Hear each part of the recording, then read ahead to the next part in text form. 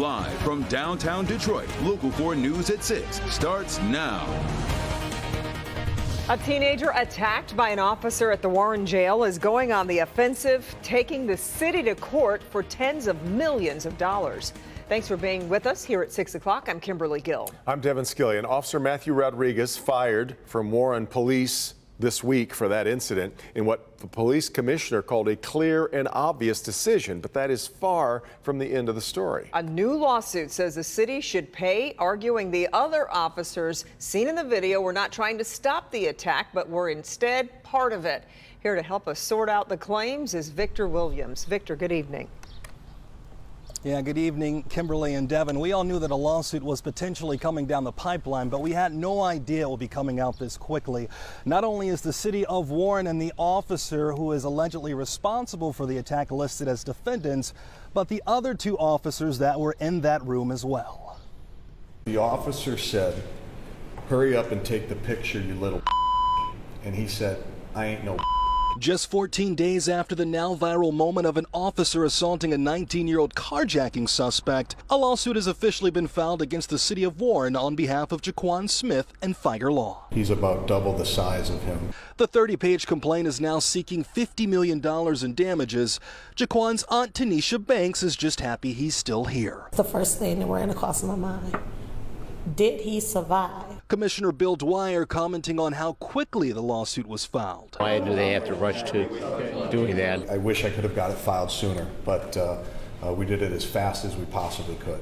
The big question is whether or not Jaquan received any injuries in the assault. He was treated at the hospital for his injuries, and he was cleared of no injuries. He is still, as of this day, having issues with head injuries. He's having headaches, dizziness, nausea, consistent with traumatic brain injury. Another question is whether the other two officers involved actually intervened. They were actors, they were part of this brutality, and they will be held responsible as well. They didn't see what the officer had done at the beginning. They came in when he was down on the ground, and they don't know. So, but when the officer started banging his head, that's when they said, "Enough is enough," and they reported immediately to their supervisor. Either way, the now fired officer Matthew Rodriguez has been charged with misdemeanor assault.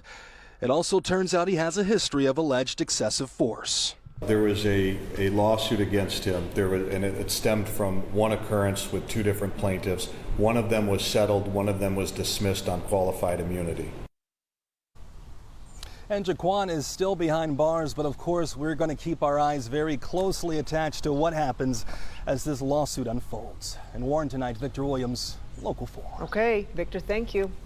If you go outdoors in the city of Detroit right now, you are likely to encounter air that you should most likely be avoiding. Yeah. Smoky haze from wildfires in Canada continuing to affect air quality in Metro Detroit and other parts of the U.S. On the left there, a shot of the Detroit skyline from Windsor taken this morning. On the right, a live picture from the same camera showing there has been some improvement, at least in terms of visibility. And showing you this color-coded scale, though, right now Detroit's air quality index is at a very high 179, which puts us firmly in the unhealthy category. Second worst in the world, behind only Chicago at the moment. That fluctuates from hour to hour. Sean Lay has been showing us how people who don't have the choice are dealing with having to be outside. Sean. And we want to give everyone a live look at what it looks like right now, at least where we are. We came up downtown to get a look at this. Every once in a while, we get a situation that impacts all of us. This is one where we're talking about our air. If you look around there, Comerica Park here. Behind me, up the street, you can still see that haze. This is Tin Roof, the night spot here. It would be very crowded up here at this hour. It's closed for the customer and employees' safety. Downtown looking a lot better than it did around noon today. We do not smell that campfire smell right now. Things seem to be moving out, but that air quality alert remains in place. Take a look at your screen. This says it all. People working outside look down the street behind them. You can see that smoke that is sitting right over all of us. With people with asthma or breathing problems, I think that it's definitely going to hinder them.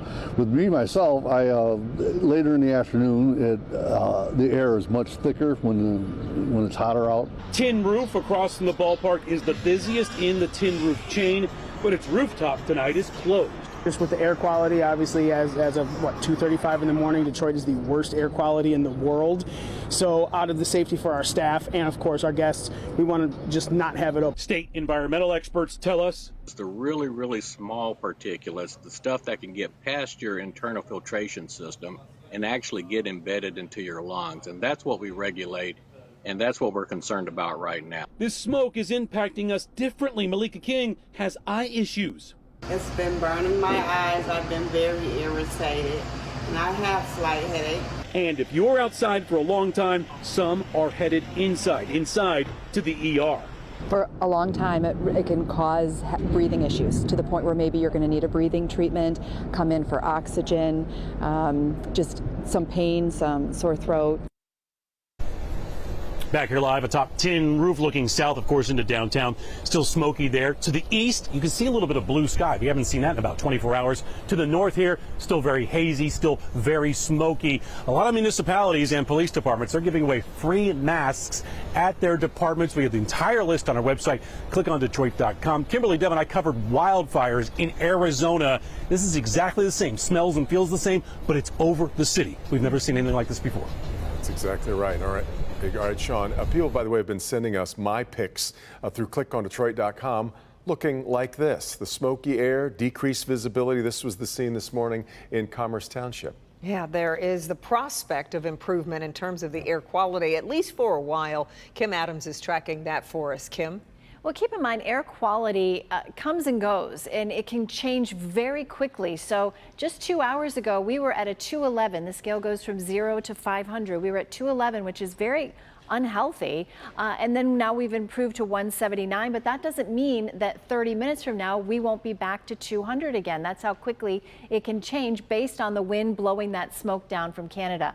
Right now, the two sites that we have here in southeast lower Michigan, one in Wayne County, one out in Ann Arbor, both showing us as very unhealthy as far as air quality goes. When will it improve? Well, here's this wildfire smoke forecast. See the deeper oranges there? That's where it's the worst. We're a bit lighter here, but we're still in poor air quality, and it goes as far south as Tennessee. Now, tomorrow, we'll start seeing those pictures out of New York and Boston, where they're sucked in with some pretty thick smoke and haze. Here in Metro Detroit, as we go through the day tomorrow, we'll still be unhealthy, but then by Friday, we start to see it clear out and really move farther to the east of us. So it will improve, but it is going to take a solid 24 to 48 hours before it does. Then our next issue comes tomorrow night after 8 o'clock. Storm Prediction Center has put us in a marginal risk for severe weather, and I'll time that out for you coming up in the forecast. Okay, Kim. Our next story here is the summer Operation PACT, which stands for Preventing Acts of Community Tragedy, just wrapped up in Warren, and they're calling it the most extensive operation in the history of that police department. The campaign, also known as Warrant Sweep, took place over 4 weeks starting in late May. Warren officers arrested 442 people on outstanding warrants, leading to 718 charges. They recovered 68 weapons and 24 stolen vehicles, also issued 2,000 traffic tickets. Facebook Marketplace remains enormously popular for people looking to find bargains or to get rid of unwanted items, but high-dollar scams on the site are growing, with some victims losing thousands to pretty elaborate schemes. Tonight, our consumer investigator Hank Winchester shares a new warning and a local man's story of being taken by high-tech thieves. Hank? Facebook Marketplace, the popular spot to go to try to score a great deal, right? But now, as you'll see, some high-end thieves, they're moving in. And they have one goal, and that's to steal your money. Well, it is hard to process. It's a hit to my pride. Mitchell Gasco was on the lookout for a specific boat motor. He found what he was looking for here on Facebook Marketplace. The cost, almost $5,000. So then you found this one and you started the communication, and it seemed kind of normal, right? To me, it did, yeah. I mean, they answered every question I had. He sent the money via PayPal to Lakeside Marine LLC in Virginia. But before he did, he had multiple conversations with the owner. He asked for a video of the motor running. This is the video that he did receive. He thought he'd done his homework, but as he inquired about the shipping timeline, he was told there was an unexpected insurance fee of more than $3,000. He knew something wasn't right. They believed both ends of the the shipping company and the marine company were scams. I tried to contact the seller. The number's been disconnected. The business address is actually tied to a small home, not a marina. The high-end marketplace scams, they're growing. If possible, meet the seller in person. Pay with a credit card if you're buying from a business. It offers much more protection. Pay attention to the seller ratings and be cautious when the price suddenly changes or they tack on extra fees. I should also tell you I did reach out to PayPal directly, and I'm being told that right now a full investigation regarding this payment is now underway. I'm Hank Winchester. Help me, Hank. Local 4.